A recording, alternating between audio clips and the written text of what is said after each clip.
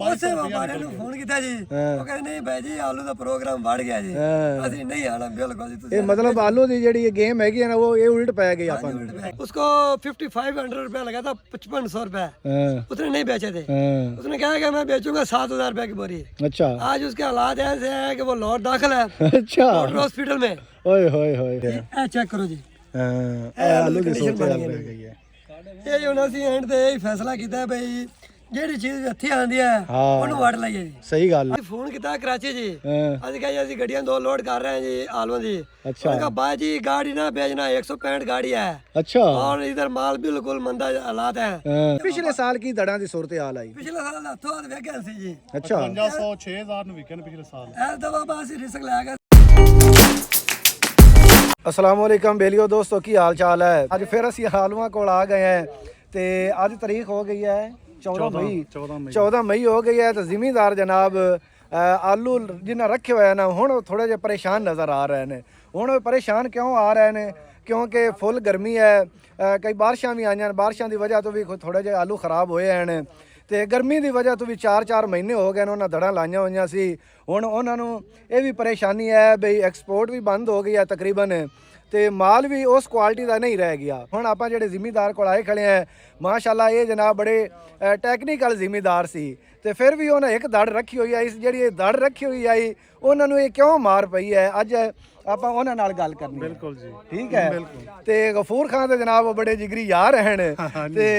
ਗਫੂਰ ਖਾਨ ਵੀ ਮੈਨੂੰ ਲੱਗਦਾ ਉਹਨਾਂ ਨੂੰ ਮਸ਼ਵਰਾ ਦਿੰਦਾ ਰਿਹਾ ਵੀ ਇਹ ਦਾੜੇ ਰੱਖ ਲਵੇ ਹੁਣ ਆਪਾਂ ਉਹਨਾਂ ਕੋਲ ਪੁੱਛਨੇ ਆ ਤੇ ਤੁਹਾਨੂੰ ਕੰਡੀਸ਼ਨ ਵੀ ਵਿਖਾਣੀ ਹੈ ਦੜ ਦੀ ਤੇ ਵੀ ਮਤਲਬ ਦੜ ਦੀ ਕਿਹੋ ਜੀ ਕੰਡੀਸ਼ਨ ਹੈ ਅਗਰ ਇਹ ਕੋਈ 4 ਦੇ ਹੋਰ ਰੱਖ ਲੈਂਦੇ ਤੇ ਫਿਰ ਕੀ ਸੂਰਤ ਹਾਲ ਬਣਨੀ ਹੈ ਆ ਸਾਡੇ ਜ਼ਿਮੀਦਾਰ ਭਰਾ ਹਨ ਪਹਿਲਾਂ ਤੇ ਆਪਾਂ ਇਹਨਾਂ ਕੋਲ ਪੁੱਛਨੇ ਆ ਵੀ ਇਹ ਜ਼ਿਮੀਦਾਰਾ ਕਿੰਨੇ ਕਿੱਲਿਆਂ ਦਾ ਕਰ ਰਹੇ ਨੇ ਅਸੀਂ ਜ਼ਿਮੀਦਾਰ ਕਰ ਰਹੇ ਹਾਂ ਜੀ 500 ਏਕੜ ਦਾ ਜੀ ਅੱਛਾ ਮੀਆਂ ਮੋਇਨ ਦਾ ਠੱਕਰ ਦਾ ਰਕਬਾ ਸਾਡੇ ਕੋਲ ਹੈ ਜੀ ਕੁਝ ਪਾਕ ਪਤਾ ਸਾਡੇ ਕੋਲ 200 ਏਕੜ ਹੈ ਜੀ ਅੱਛਾ ਸਾਡਾ 350 ਕਿਲੋ ਆਲੂ ਸੀ ਜੀ ਬਸ ਅਸੀਂ ਤਕਰੀਬਨ ਦਸੰਬਰ ਦੀ 10 ਤਰੀਕ ਦਾ ਸ਼ੁਰੂ ਕੀਤਾ ਹੈ ਜੀ ਤੇ ਮੁਸਲਸਲ ਪਟਾਈ ਹੋ ਰਹੀ ਹੈ ਉਦੋਂ ਲੇਬਰ भरी जान रही है बस कुछ हालात ऐसे पैदा हो गए थे जी साढ़े आलू काफी से जी कोई कच्ची पढ़ाई ऐसी लगाया ना तकरीबन 50-60 किलो अच्छा बाकी कुछ है सी कोई इसमें सी वैरायटी जी वो सेल किते थे एक दो दड़ा सी जिन्हें असं रिस्क लै के बैठे अच्छा लेकिन रिस्क सानू महंगा पै गया जी अच्छा मैं हुणे तुहाडे कोल पुछना भी ये रिस्क लिया क्यों नहीं आई ਇਹ ਰਿਸਕ ਬਸ ਲਿਆ ਸੀ ਜੀ ਅਸੀਂ ਕਿਹਾ ਜੀ ਹਾਲਾਤ ਬਿਹਤਰ ਪਿਛਲੇ ਸਾਲ ਇਹ ਤੋਂ ਬਾਅਦ ਰੇਟ ਬਿਹਤਰ ਹੋ ਗਿਆ ਸੀ ਅੱਛਾ ਇੱਕਦਮ ਜੰਪ ਕਰ ਗਿਆ ਸੀ 200-300 ਰੁਪਇਆ ਜਾਂ 500 ਰੁਪਇਆ ਬੋਰੀ ਜੰਪ ਕਰ ਗਈ ਸੀ ਇਹ ਦਵਾ ਸਾਡੇ ਕੋਲ ਆਲੂ ਸੀ ਕਾਫੀ ਜੀ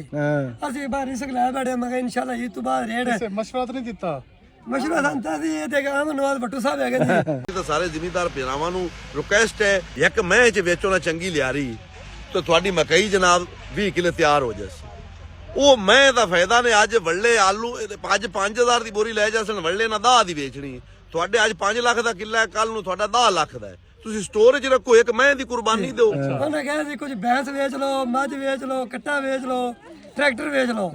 आलू रख लो आने वाले हालात आलू का रेट बिल्कुल ठीक हो जाना जी अच्छा बस दोस्तों मगर ला गए सी जी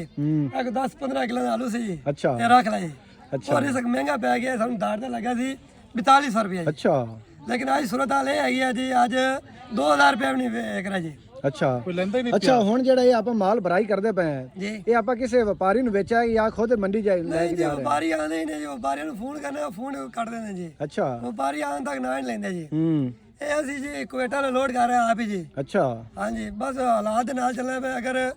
ਇਹਨੂੰ 8-10 ਦਿਨ ਦਾੜ ਨੂੰ ਹੋਰ ਰੱਖਣਿਆ ਜੀ ਹਾਂ ਕੁਝ ਬਾਰਿਸ਼ ਆਈ ਸੀ ਕੋਈ ਤੁਰਪਾਲਾ ਤੇ ਜੇ ਕੋਣ ਸੀ ਪਾਣੀ ਪੈ ਗਿਆ ਸੀ ਅੱਛਾ ਇਹ ਦਾੜ ਲੱਗੀ ਨੂੰ ਕਿੰਨੇ ਦਿਨ ਹੋ ਗਏ ਨੇ ਇਹ ਜੀ ਸਾਡੀ ਲੱਗੀ ਆ ਜੀ ਫਰਵਰੀ ਦੀ 8 ਤਰੀਕ ਦੀ 8 ਫਰਵਰੀ ਦੀ ਹਾਂਜੀ 8 ਫਰਵਰੀ ਦੀ ਅੱਛਾ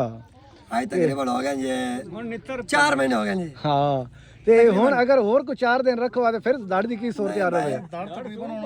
ਤਕਰੀਬਨ ਨਾਫਤ ਜੀ ਬਹਿ ਗਈ ਹੈ ਅੱਛਾ ਦਾੜ ਦੇ ਹਾਲਾਤ ਹੋਣੇ ਸਾਰੀ ਫੋਟੋ ਕੱਢ ਗਈ ਹੈ ਦਾੜ ਵਾਲੇ ਪਾਸੇ ਕੈਮਰਾ ਕਰੋ ਨਾ ਦਾੜ ਦਿਖਾਣੇ ਆਪਾਂ ਤੇ ਅੱਛਾ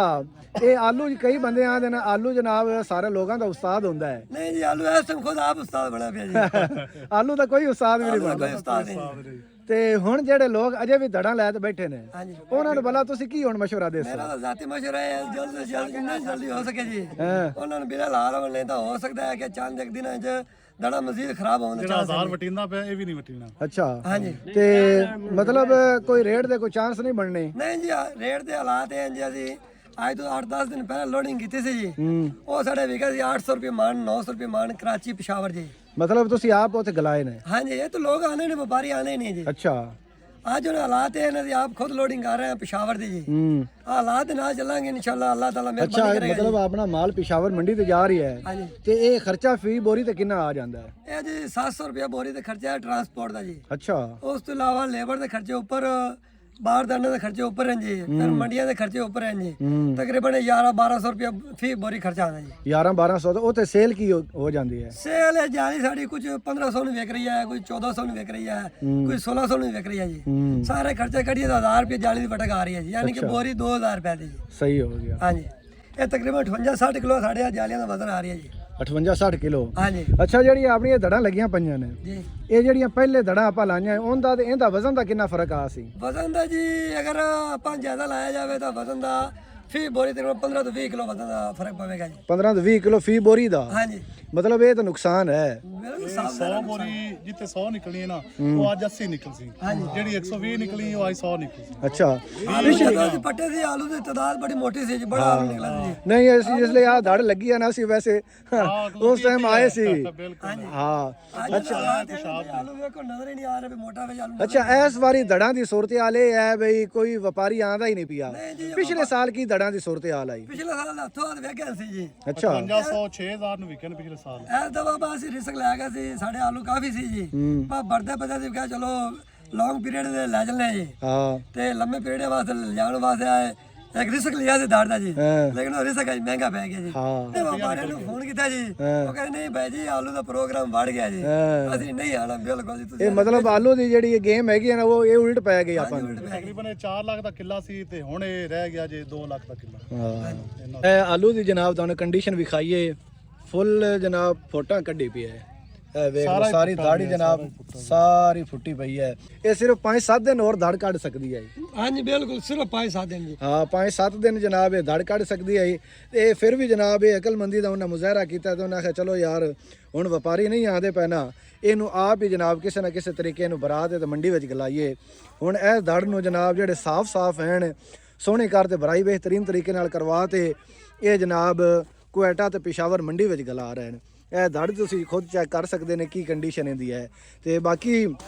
ਜਿਹੜੀ ਦੜਾਂ ਦੀ ਟੋਟਲ ਕੰਡੀਸ਼ਨ ਹੈ ਜਿਹੜੇ ਤਿੰਨਾਂ ਮਹੀਨਿਆਂ ਦੇ ਦੜਾਂ ਲੱਗੀਆਂ ਪਈਆਂ ਨੇ ਉਹਨਾਂ ਦੀ ਵੀ ਇਹ ਜਿਹੀ ਕੰਡੀਸ਼ਨ ਹੋਣੀ ਹੈ ਤੋ ਭਾਈ ਹੋਰੀ ਵੀ ਮਸ਼ਵਰਾ ਦਿੰਦੇ ਪਿਆ ਵੀ ਆਲੂ ਦਾ ਪ੍ਰੋਗਰਾਮ ਵੜ ਗਿਆ ਇੰਨੇ ਤੇ ਜਿਨ੍ਹਾਂ ਵੇਚਣੇ ਆ ਨਾ ਕੁਛ ਆਰਾਂ ਨੇ ਵਟਣੇ ਆ ਫੁੱਲ ਨੁਕਸਾਨ ਤੋਂ ਬਚਣਾ ਹੈ ਉਹਨਾਂ ਨੂੰ ਬਈ ਸੇਲ ਕਰ ਦਿਓ ਤੇ ਆਲੂ ਦਾ ਸਾਈਜ਼ ਵੀ ਕਾਫੀ ਮੋਟਾ ਜੀ ਹਾਂ ਵੇਖੋ ਨਾ ਆਲੂ ਫੋਟਾ ਕਰ ਗਾ ਤੇ ਨਾ ਜੀ ਉਹਦੀ ਕੰਡੀਸ਼ਨ ਇਹ ਹੋ ਗਈ ਸੁੱਕ ਗਿਆ ਆਲੂ ਜੀ ਸੁੱਕ ਗਿਆ ਇਹ ਚੈੱਕ ਕਰੋ ਜੀ ਹਾਂ ਇਹ ਆਲੂ ਦੀ ਸੋਚ ਰਹਿ ਗਈ ਹੈ ਇਹ ਹੁਣ ਅਸੀਂ ਐਂਡ ਤੇ ਇਹ ਫੈਸਲਾ ਕੀਤਾ ਬਈ ਜਿਹੜੀ ਚੀਜ਼ ਹੱਥੀ ਆਉਂਦੀ ਹੈ ਉਹਨੂੰ ਵੜ ਲਈਏ ਜੀ ਸਹੀ ਗੱਲ ਹੈ ਅੱਜ 1000 ਰੁਪਏ ਜਾਲੀ ਦੀ ਵਟਕ ਆ ਰਹੀ ਹੈ ਜੀ ਹਾਂ ਤੇ ਅਗਰ 5-7 ਦਿਨ ਮਜ਼ੀਦ ਰੱਖਣੇ ਆ ਜੀ ਇਹ ਅਸੀਂ ਜਿਹੜਾ ਕੋਈ 10 ਲੱਖ ਦੀ ਦਾੜ ਹੋਣੀ ਹੈ ਜੀ 10 ਕਿੱਲਿਆਂ ਦੀ ਜੀ ਅਸੀਂ ਇਹਦੇ ਤੋਂ ਗਏ ਜੀ ਹਾਂ ਬਿਲਕੁਲ ਇਹ ਸਾਰੀ ਖਰਾਬ ਹੋ ਜਾਣੀ ਹੈ ਵੇਖੋ ਨਾ ਜੀ ਭਾਈ ਜਿਹੜਾ ਚੈੱਕ ਕਰੋ ਭਾਈ ਤੁਸੀਂ ਆਪ ਤੁਹਾਡੇ ਸਾਹਮਣੇ ਹੈ ਕੰਡੀਸ਼ਨ ਇਹ ਤੁਹਾਡੇ ਸਾਹਮਣੇ ਕੰਡੀਸ਼ਨ ਹੈ ਜੀ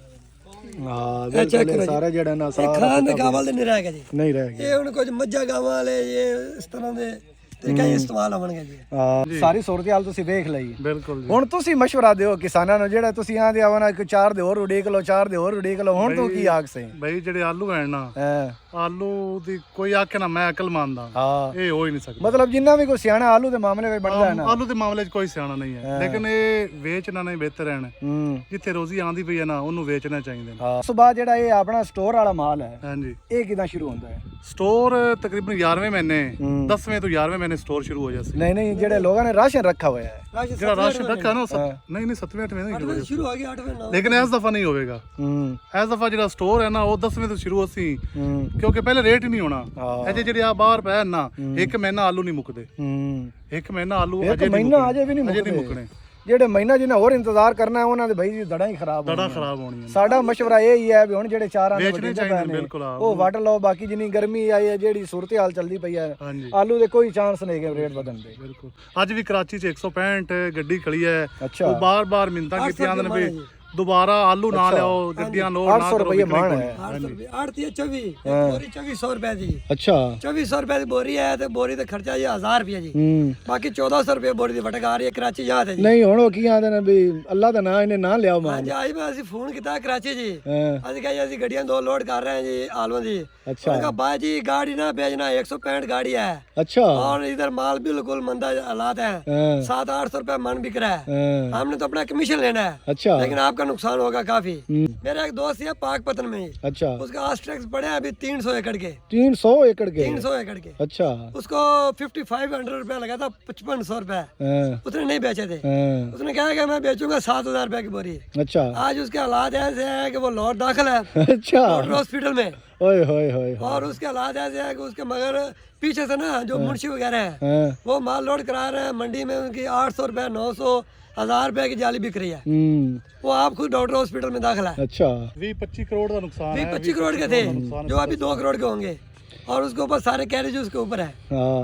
ਇਹ ਸੂਰਤ-ਹਾਲ ਸੀ ਜਨਾਬ ਤੇ ਉਹ ਆਂਦੇ ਨੇ ਆਲੂ ਵੇਚ ਤੇ ਪਛਤਾ ਲਓ ਤੇ ਰੱਖ ਤੇ ਨਾ ਪਛਤਾਓ ਤੇ ਜਿਨ੍ਹਾਂ ਨੇ 300 ਕਿੱਲਾ ਰੱਖਿਆ ਜਿਹਦਾ ਹੋਇਆ 300 ਕਿੱਲਾ ਪਿਆ ਉਹਨੂੰ ਕਮ ਸੇ ਕਮ ਮਹੀਨਾ ਲੱਗ ਸੀ ਉਹ ਭਰਦਿਆਂ ਹਾਂ। ਵੀ ਡੇਲੀ ਵੀ 1-2 ਗੱਡੀਆਂ ਭਰੇ ਤਾਂ ਮੁੜ ਵੀ ਮਹੀਨਾ नुकसान है जी ਬਿਲਕੁਲ ਆ ਇਹ ਜੇ ਨੁਕਸਾਨ ਤੋਂ ਬਚਣਾ ਚਾਹੀਦਾ ਹੈ ਤੇ ਐਡਾ ਰਿਸਕ ਨਹੀਂ ਲੈਣਾ ਨਹੀਂ ਚਾਹੀਦਾ ਲੈਣਾ ਚਾਹੀਦਾ